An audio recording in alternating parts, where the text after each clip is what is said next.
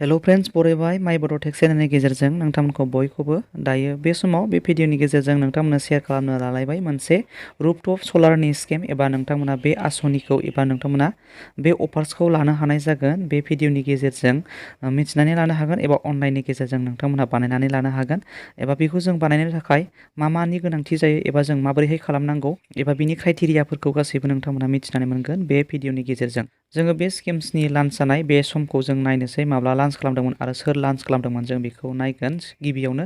बिनिफ्राय जों फारि फारि बिनि क्राइटेरिया बेखौ जों मिथिनानै लागोन आरो डकुमेन्ट्सफोरनि गोनांथिखौबो मिथिनानै लानाय। बे स्किमखौ 2022नि जुलाइ 30 बे समाव लान्च खालामनाय जादोंमोन। बिथां प्रधान मन्त्रि एबा श्री नरेन्द्र मदि बिथाङा बेखौ लान्च खालामनाय जादोंमोन।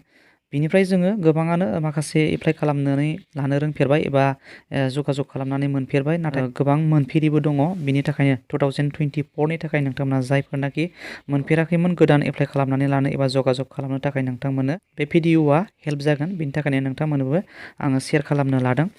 दायो नोंथांमोना बे स्किमखौ लानो थाखाय एबा सलार नोंथांमोना एप्लाइ खालामनो थाखाय बेवहाय जोङो बेसेबां रां थाखा होनांगोन, बेनि रांनि बिबां, बेनि एस्टिमेट कस्ट जों बेखौ नायगोन।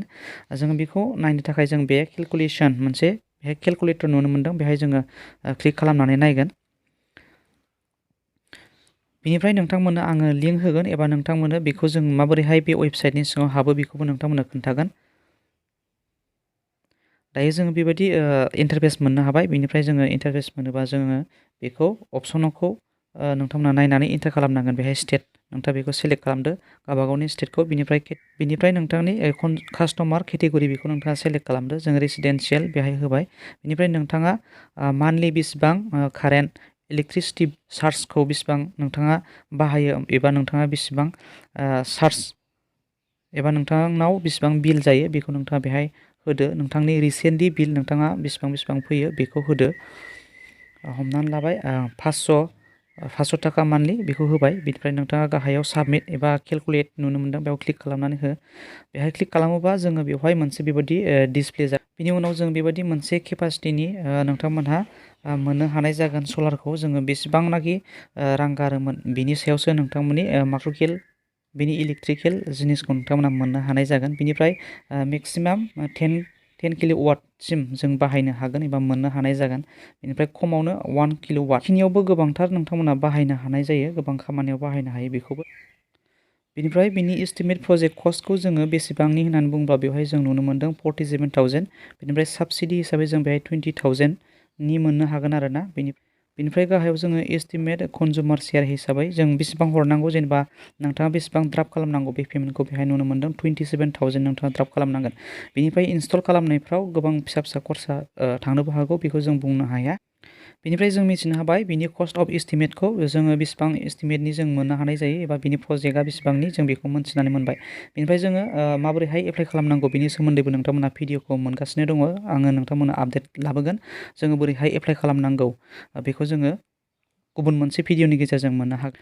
नोंथांमोना कमेन्ट खालाम, जायफोरनाखि सिगाङाव एप्लाइ खालामदोंमोन आरो नोंथांमोना मोनाखै एबा नोंथांमोना क्राइटेरिया गोरोबाखै एबा एक्सेप्ट जायाखै खोमा, बिनि थाखाय नोंथांमोना जानो हागौ जायफोरनाखि मोनाखै एबा मोनदों, सोरबाया मोनदोंबो जानो हागौ। बेनि थाखायनो नोंथांमोनहा कमेन्टनि गेजेरजों फोरमायहर। नोंथांमोना नेक्स्ट नोंथांमोना बेखौ एप्लाइ खालामनानै लानो हाबाय।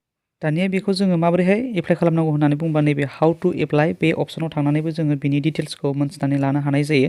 बिनिफ्राय आरो मानि गोनांथि जायो बेखौबो नोंथांमोनहा मोनथिनानै मोनगोन एबा नोंथांमोना जेब्लानाखि एप्लाइ फर रुफटप सलार बेहाय एप्लाइ अपसनाव थाङो अब्ला नोंथांमोना गोनांथि जानाय डकुमेन्ट्सनि सोमोन्दै एबा बेनि डिटेल्सखौ मोननो हानाय जागोन।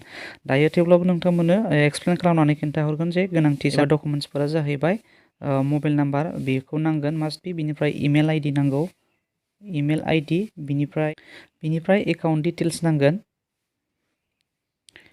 बिनिफ्राय इलेक्ट्रिकेल बिल नांगोन, नोंथांनि जाय रिसेन्टलि बिल खालामनाय बे रिसिप्ट बेखौ नांगोन। बिनि उनाव नोंथांमोनहा नोंथांनि आइ कार्ड बेफोरखौबो नांगोन। गासैबो बेफोर डिटेल्सफोरखौ नोंथांमोनहा नांजोबगोन, एड्रेसनिफ्राय लानानै।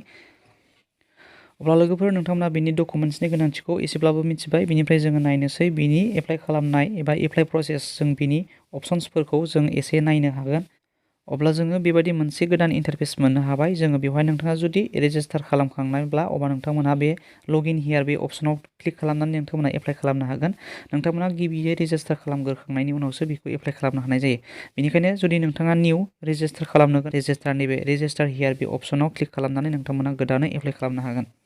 जोङो एप्लाइ खालामनायाव गोनांथि जानाय माखासे खारिथिफोरखौ नैबे स्टेपनि गेजेरजों मोनथिनानै मोनगोन। जोङो बेवहाय स्टेप 1, स्टेप 2, स्टेप 3 बेफोरबायदि दङ।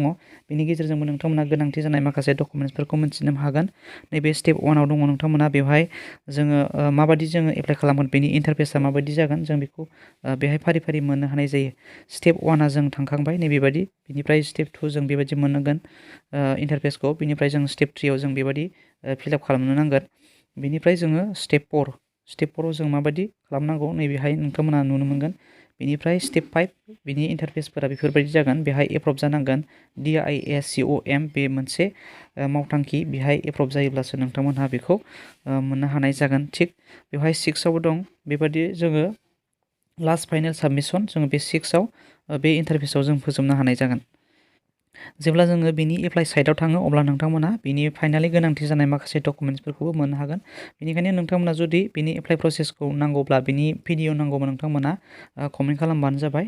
अब्ला लोगोफोर नोंथांमोना जानो हागौ निस्सय बुजिबाय बिनि गोनांथि जानाय डकुमेन्ट्स आरो बिनि माखासे एप्लाइ प्रसेसनि सोमोन्दै जोङो बिनि एस्टिमेट कस्टनि सोमोन्दै मिथिनानै मोनबाय आरो लोगोसे नोंथांमोना बे भिडिअनि गेजेरजों बुजिनो हाबाय।